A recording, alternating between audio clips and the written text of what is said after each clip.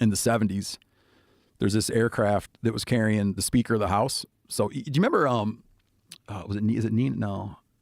Hey, Jamie, I hate to be treating you like a research assistant here. Cokie Roberts, that's who it was. You know the journalist Cokie Roberts from like NPR and shit? Okay, yes. Yeah, yes. Cokie Roberts' father was this guy, Hale Boggs, okay? Hale Boggs was a Democrat, and he was the Speaker of the House in the 70s. And Alaska had, at that time, Alaska had a sole congressman. There was an airplane that had Begich, their sole congressman, the Speaker of the House, an assistant, and a pilot that went down in Alaska in the 70s. Still no one's found that plane. Speaker of the House. Like, imagine that happened now. You know what I mean? Yeah, 1972. Yeah, but it makes sense in Alaska. Oh, it does. But then you get into the huge number of all these missing aircraft, and like all that search centered around this glacier. That it would have been swallowed by a glacier.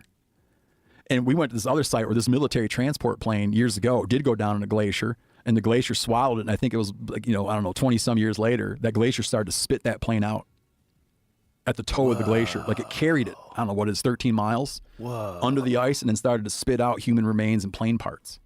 Every spring the military goes to the foot of that glacier. Every spring they go there.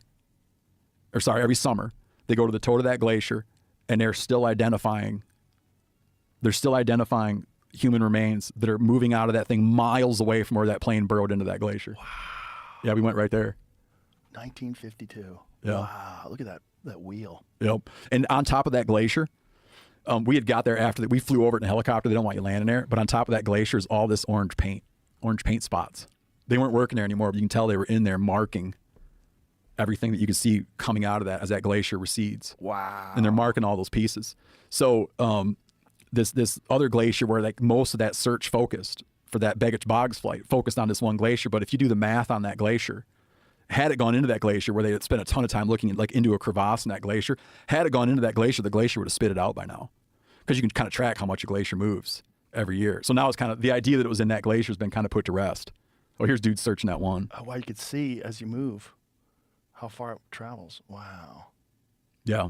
Yeah, so we went there. We went down into some of those crevasses like that too. You climbed down into one of those things? Yeah, which is scary as shit. Fuck that. Because that stuff is alive, man.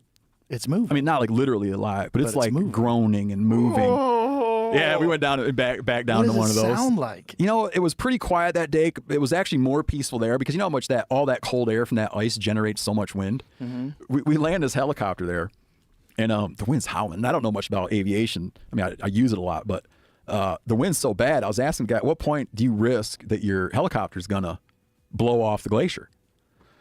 And a couple minutes later, he's a very experienced pilot, but a couple minutes later, he winds up tethering down his helicopter because he's like, now you're like fucking with my head. So he tethers down his helicopter on these ice screws, to like make sure the helicopter doesn't slide and go down into a crevasse. And then I was with a very experienced ice climber, but harness up and pick your way down. But anyways, it's like it's like so loud, and you hear a lot of the noise of all that ice moving because it's moving all those rocks and everything. It just pulverizes stuff, as you see with that aircraft. But when you drop down in that crevasse and go down that sucker, it gets like unbelievably calm, real calm. How far did you go down? Oh shit, not that far, probably 30 feet. That's far enough. Oh, it's far enough for sure. It's unnerving.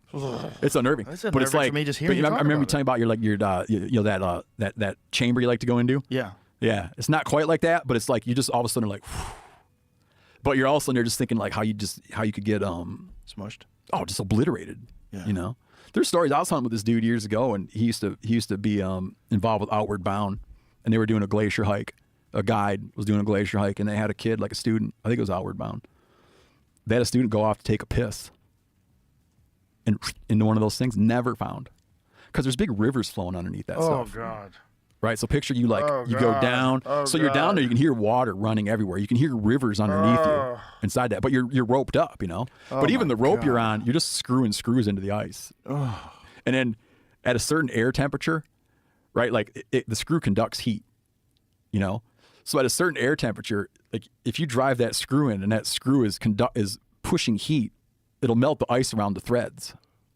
So you'll actually like drill these big holes into the glacier like a V. Picture you coming in like a V, and the two upper parts of the V are like 30 inches apart. And you drill at a 45-degree angle until those holes meet. Then you snake a rope down one hole and get it snaked out the other hole. And then tie a knot in that. and that's what's holding you. Oh, fuck that. Because if you put that screw in there at a certain temperature, the threads of the screw are moving like solar heat and atmospheric heat down the threads and can melt the thread out. So you're tied in on a little like you're like tied, hoping it holds on onto a hunk of the ice. And you back down into those suckers, dude. It's like it's ass pucker. Well, that's how they found the Iceman, right? He was in a crevasse. Was he in a crevasse? Wasn't he? I think he fell into a glacial crevasse. Oh shit, I don't remember that. I think as the glacier melted, that's how they found his body. Oh, I know they found him on a melted glacier, but I didn't know that I didn't know that it was supposed that he fell into a crevasse. I'm not sure, but I think that was the story, that they feel like he fell, like he was involved in some sort of mortal combat with someone. He got shot with an arrow. Yeah, he was all tore up. Yeah. They made a movie about his last days. Did they? A fictional movie. Really? I haven't watched. Yeah, it's a European fictional movie. Did you ever see the movie? And it sort of sets up the whole circumstance, right? I haven't seen it yet, but it sets up the whole circumstance. This is a really dumb movie. Otzi was his name. Yeah, Otzi. Yeah. They named him. I'm sure that wasn't his real name. No. He had a tattoo. My fucking name. He had a tattoo on his shoulder. That was his wife. He had tattoos. Yeah, he did have tattoos, which is really wild. That was thousands of years ago, right?